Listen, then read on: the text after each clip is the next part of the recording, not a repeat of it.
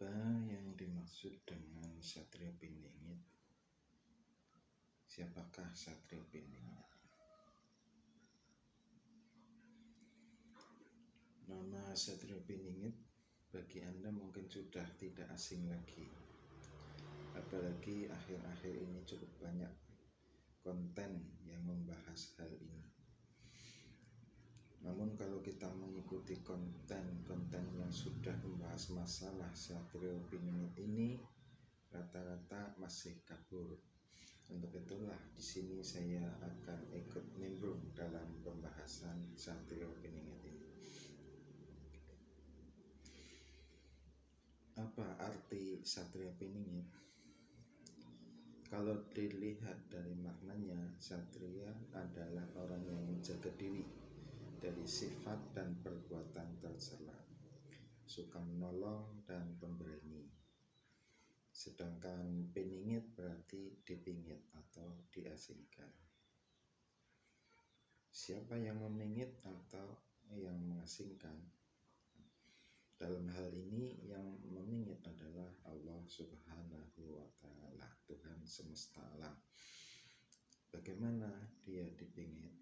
Dia dipingit dengan keindahan berupa kebersamaan dengan Allah Subhanahu wa Ta'ala dan Nabi Muhammad SAW, kekasihnya, sehingga sepanjang hidupnya dia asik dengan kesendirian.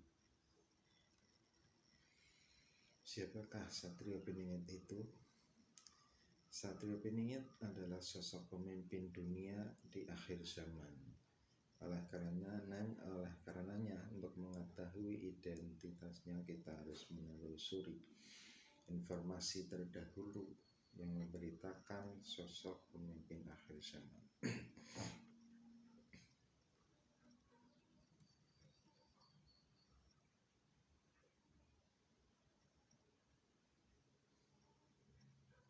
Di dalam keyakinan kami, umat Islam dikenal sosok yang dijanjikan yang bergelar Imam Al-Mahdi, yang banyak disebut di dalam banyak hadis.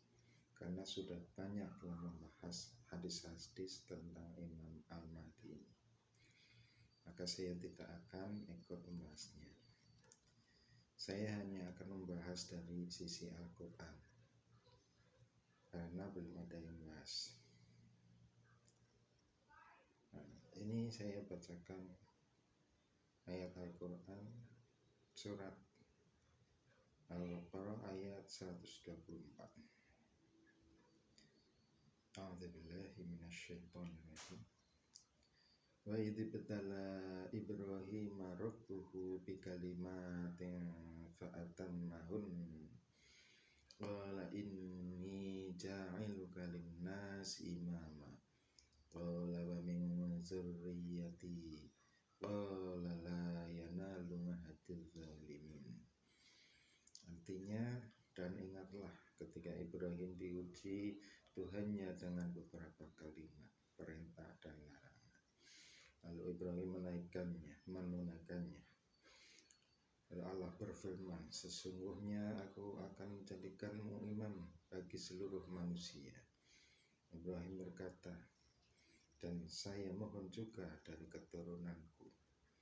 Allah berfirman, janjiku ini tidak mengenai orang-orang yang zalim. Dari ayat 124 Al-Quran surat Al-Baqarah tersebut, kita dapat mengetahui adanya perjanjian antara Allah Subhanahu wa Ta'ala dengan Nabi Ibrahim alaihissalam, bahwa kepemimpinan yang benar itu akan diwariskan kepada anak keturunan Nabi Ibrahim yang saleh. Keturunan Nabi Ibrahim yang dikenal itu dari dua jalur.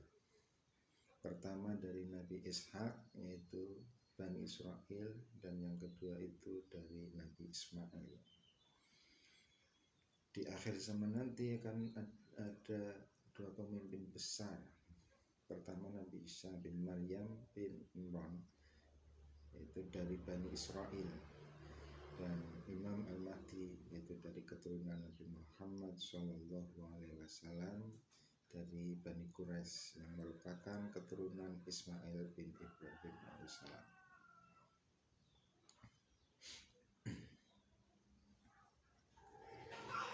Dewasa ini beberapa ulama menyebutkan satu jalur lagi keturunan Nabi Ibrahim alaihissalam dari istri ketiga yang bernama Siti Kenturah. Konon anak-anak Siti Kenturah ini yang menjadi cikal bakal bangsa Melayu atau Jawa. Mungkin ini masih perlu dikaji lagi kebenarannya. Namun jika ini benar, bisa jadi akan ada tokoh akhir zaman lain selain Nabi Isa alaihissalam dan Imam Al-Mahdi. Dalam beberapa hadis memang ada tokoh ketiga yang menjadi tokoh utama akhir zaman, yaitu pemuda Bani Tamim. Dan sangat mungkin bahwa pemuda Bani Tamim ini adalah keturunan Nabi Ibrahim dari Siti Kenturah. Pemuda Bani Tamim ini adalah tokoh utama sebelum keluarnya Imam Al-Mahdi atau Satria Piningit dan Nabi Isa alaihissalam. Sehingga dalam hadis pun diisyaratkan jika kita sudah yakin akan masa-masa kemunculan Imam Al-Mahdi, maka carilah pemuda Bani Tamim.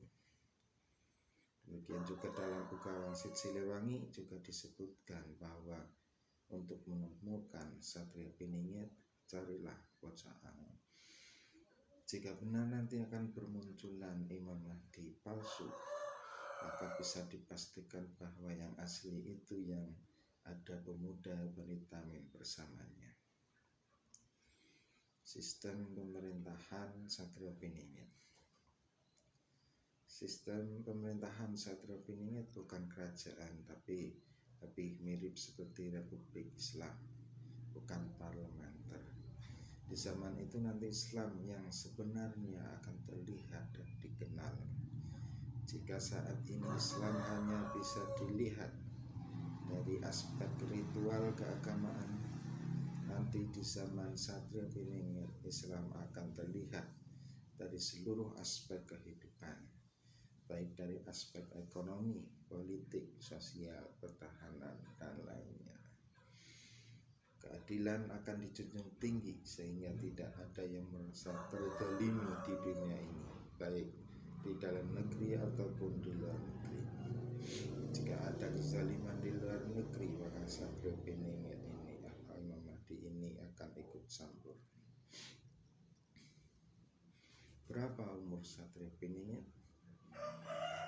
Ada yang bertanya tentang umur Satria Piningit saat ini dan ada yang sudah menjawabnya.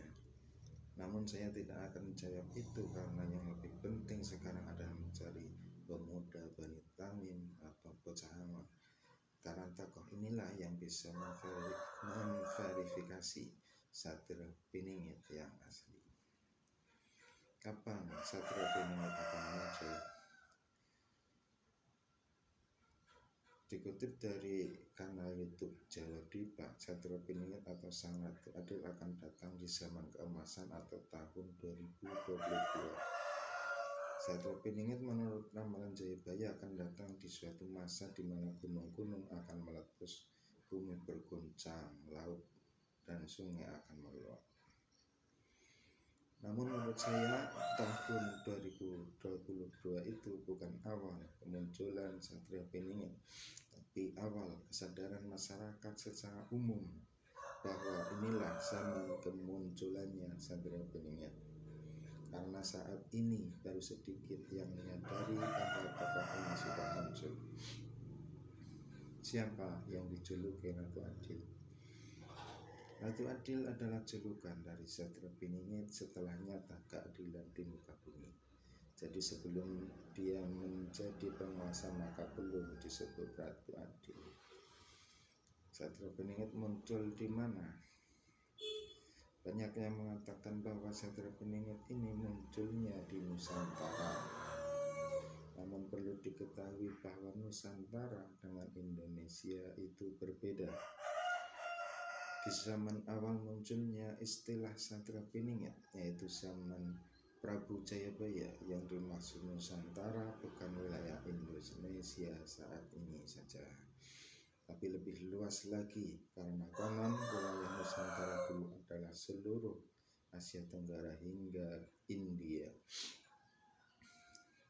Di zaman Belanda, negeri kita dikenal dengan nama Hindia Belanda, artinya India yang dikuasai Belanda, untuk membedakan India yang dikuasai Inggris. Di awal abad 20 ketika masa penjajahan berakhir, banyak berdiri negara-negara baru di Nusantara ini.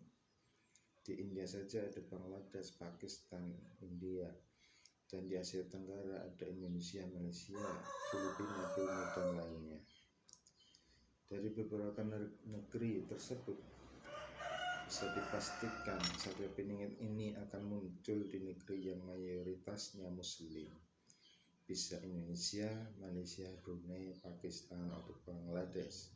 Namun jika dilihat lagi dari tanda-tanda yang sekarang sudah dikenal, kita akan merujuk pada dua tempat, yaitu Indonesia atau Pakistan.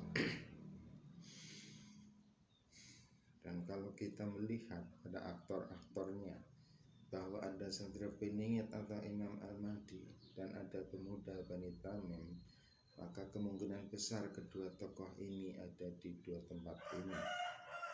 Artinya mereka tidak berada di tempat yang sama. Jika Satria Piningit atau Imam Mahdi ada di Indonesia, maka pemuda Bani Tamim ada di Pakistan. Begitu juga jika Imam Mahdi ada di Pakistan, maka pemuda Bani Tamimnya ada di Indonesia. Kapan Ratu Adil akan datang? Ratu Adil baru akan dikenali setelah dia memimpin dan menampakkan keadilan. Apa isi ramalan Jayabaya? Dalam ramalan Jayabaya dikatakan akan datang satu masa penuh bencana, gunung-gunung akan meletus, bumi berguncang-guncang, laut dan sungai akan meluap.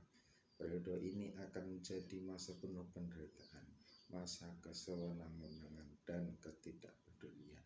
Masa orang-orang licik berkuasa dan orang-orang baik akan tertindas. Apa itu artinya budak angon, bocah angon? Menurut saya pribadi, budak angon ini adalah pemuda Bani Tamim.